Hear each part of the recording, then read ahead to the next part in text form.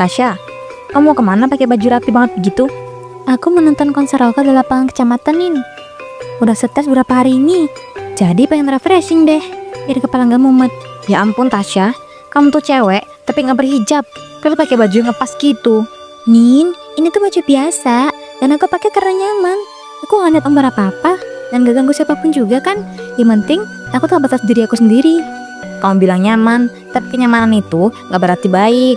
Apalagi buat cewek nih ya. Kalau kamu makin biasa tampil kayak gitu, nanti kamu sendiri yang susah kalau ada omongan yang nggak benar dari orang kampung.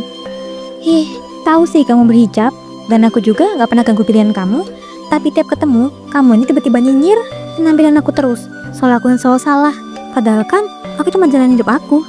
Ya ini namanya ngingetin. Aku cuma nggak mau kamu makin jauh dari hal-hal baik. Nanti kalau ada apa-apa kan yang repot kamu juga. Denger ya, Nin. Aku ini gak bisa hidup cuma buat ngejaga tinggalin mereka. Dan kalau aku terus ceramahin kayak gini, mending aku pergi aja, ngapain sini. Setelah mengatakan itu, Tasya pun pergi, meninggalkan Nina yang mendengus, lalu melanjutkan perjalanannya ke warung Bi Asri. Nina, Bi, tahu nggak? Tadi aku ketemu Tasya, dan aku tuh makin kenal sama anak zaman sekarang. Dia menonton konser, tapi baju yang dipakai itu ketat banget dan gak berhijab pula. Oh, si Tasya itu ya? Aku pernah lihat sih, dia beberapa kali lewat depan warung. Memang bagian itu agak suka mencolok, tapi aku gak pernah berani ngomong, takut dibilang aku campur. Aku tadi udah ngomong baik-baik, Bi, tapi dia malah gak bela diri. Soal aku ini cuma nyari masalah, padahal aku ngomong gitu karena betul sebagai perempuan. Ya memang sih, anak muda sekarang kalau dinasehatin, ngerasa digeruin. Padahal maksud kita tuh sebenarnya baik kan? Aku tuh takut, Bi, kalau gaya dia nanti dibiarin aja, nanti anak-anak cewek lain pada ikutan. Apalagi kampung ini kan terkenalnya tertutup nih, bagus. Tapi makin lama, makin banyak yang berani bebas. Iya ya. Makanya aku tadi ngomong panjang lebar, tapi dia ngerasa akunya nyinyir. Ntar kalau aku diem aja, malah makin parah. Iya Nin, kamu ada benernya juga tuh. Emang harus diingetin ini, biar anak-anak itu gak makin bebas. Keesokan harinya, Nina melihat kembali Tasya melintas, tapi kali ini ia dibonceng oleh seorang cowok. Motor melaju tanpa berhenti. Tasya tidak sedikit pun menoleh. Sore harinya, Nina berdandan lebih rapi dari biasanya, lalu menuju rumah Tasya. Nin, temen mau kesini? Kenapa emangnya, Syah? Kita kan gak musuhan. Kamu aja yang suka ngerasa aku nyinyir, padahal sama aku ngomelin kamu buat kebaikan kamu juga. Terus mau apa kamunya? Udah perlu apa datang sini? Itu Syah, aku minjem gunting kuku. Aku butuh banget nih, soalnya punya aku hilang entah kemana. Nih, tapi hati-hati ya, jangan ilangin. Itu aku beli agak mahal soalnya. Oh iya Syah, tadi siang aku liat kamu dibonceng cowok yang ganteng banget. Itu siapa ya? Aku pertama kali lihat. Dosen di kampung kita. Nah, itu pacarku nih. Udah lama pacaran kita, tapi emang jarang aja dia kesini. Soalnya dia kerja di luar kota. Astagfirullah Tasya, pacaran? Kamu tuh harus jaga diri dong.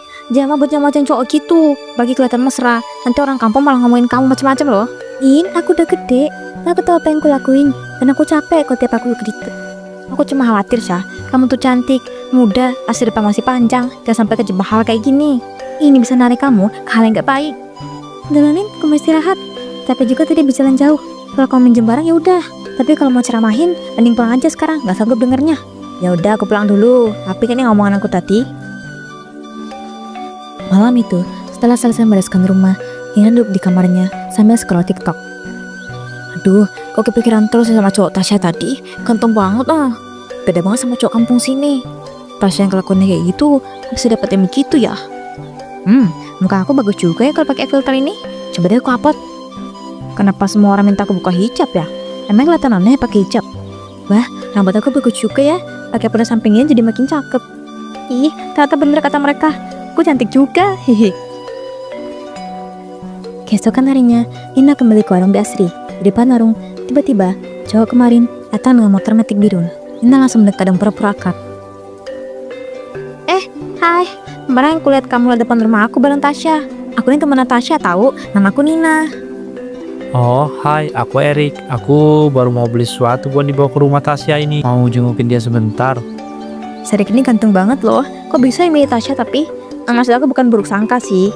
Tapi ya, Tasya tuh anaknya spontan. Mas tahu nggak sisi lainnya dia?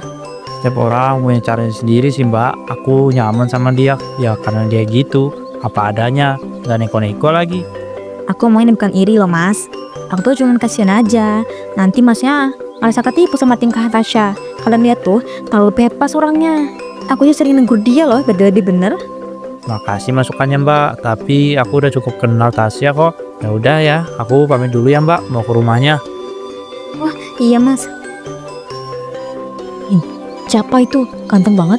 Kalau juga kelihatan akrab itu. Itu pacar Tasya, Bi. Menurut aku Tasya tuh harusnya fokus baikin diri dulu. Malah pacaran gak jelas gitu. Oh gitu. Kalau gitu kamu setin lagi aja dianya. Jangan sampai nanti ada masalah yang bikin nama kampung kita jelek loh. Iya, Bi. Aku juga makin khawatir nih. Demi kebaikan dia, aku bakal coba lagi kapan-kapan. Semoga dia meneker ya. Beberapa hari berlalu, kebiasaan Nina yang baru semakin menjadi. Setiap malam, dia melakukan live TikTok sambil membaca komentar penuh pujiannya. Perhatiannya pada aurat, orang lain justru berubah menjadi candu untuk membuka aurat sendirinya. Pagi itu, kurir datang membawa paket besar. Paket atas nama Mbak Nina ya Mbak. Ini tolong dicek dulu ya, jangan sampai salah. Soalnya tadi alamatnya sempat ketuker sama yang ke rumah sebelah. Oh iya mas, ini bener punya aku, ini uangnya. Akhirnya datang juga. Aku penasaran banget nih. Dari kemarin kira-kira bagus gak modelnya ya? Jangan-jangan kekecilan. Semoga enggak lah. Ya ampun, ini bagus banget. Kalau boleh malam nanti, pasti banyak komen. Lah, Tasya, tumben kesini, ada apa ya? Aku cuma mau nanyain gunting kuku. Kemarin kepinjemin ke kamu itu loh. Soalnya aku mau rapain kukuku sekarang. Malah ingat kamu masih megang. Oh iya. Ada kok, aku simpen di kamar. Masuk dulu aja. Duduk bentar ya, tungguin. Udah deh. Ini baju begituan. Kok Nina punya ginian? Dia kan bisa nyinyir nih kalau dalamnya pakai baju terbuka. Ini Tasya, sorry ya tadi aku cari agak lama. Soalnya nyelip di tas kecil yang aku pakai. Kamu lagi ngapain tuh? Aku tadi kaget aja ya. Soalnya kotaknya kebuka dan aku kira barang penting. Tapi kok isinya baju-baju seksi ya? Buat apa nih? Agak Tasya itu cuma pesanan temen aku. Dia nanti beliin. Makanya aku simpen dulu sini. Bukan buat aku itu. Oh gitu. Kirain kan mendadak banget aku punya barang kayak gini. Iya, nggak usah mikir aneh-aneh ya. Aku bukan macem-macem kok. Yaudah, aku balik dulu. Ya. Bahaya banget tadi. Hampir ketahuan. Kalau dia ngomong ke orang lain, bisa runyam nih. Keesokan harinya, di warung Bi Asri, Nina duduk di bangku panjang sambil memainkan ponselnya.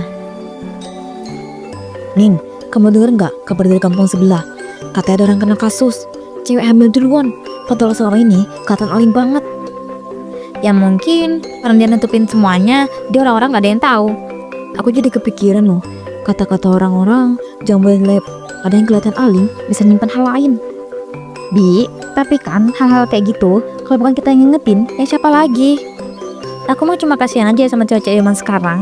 Kalau nggak ada yang tegur, nanti makin bebas, makin kebablasan. Itu yang aku takutin. Iya juga ya, hehe. Bi, aku pulang tuh ya. Kayaknya paket aku mau dateng nih. Takutnya nggak ada yang bukain pintu. Iya Nin. Nina pun pergi tanpa sadar ada seseorang yang sejak tadi berdiri di dekat pintu samping warung, mendengarkan semua percakapannya. Orang itu adalah Tasya. Setelah Nina keluar, Tasya pun masuk. Pagi Bi, aku tadi dengar loh obrolan kalian dari luar. Tasya, sini duduk dulu. Kamu dengar dari tadi ya? Ya kamu tahu sendiri lah, Nina itu kan kalau ngomong suka semangat, tapi niatnya baik kok. Aku tahu Nina kelihatan baik, tapi aku cerita deh kayaknya. Kemarin aku ke rumah dia buat ngambil gunting kuku, dan aku nemuin kotak paket di bawah meja TV. Isinya baju seksi Bi, bukan baju biasa. Gak mungkin Tasya, Nina itu kan lain perhatian soal aurat. Masa dia punya barang kayak gitu? Gak percaya deh. Aku juga gak percaya, tapi aku lihat sendiri Bi, warnanya mencolok. Modelnya tuh ya kamu pasti tahu lah. Terus pas aku tanya dia ya, dia tuh panik banget dan langsung ngeles, bilang tuh punya temennya.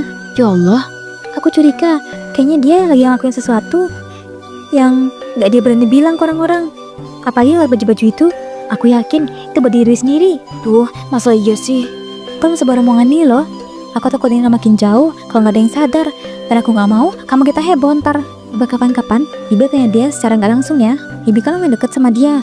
Siapa tahu dia mau cerita. Ya Tasya, nanti dicoba deh. Berapa hari kemudian, malam itu Nina kembali duduk di depan ring light, memakai pakaian seksi yang baru ia beli, dan kembali live.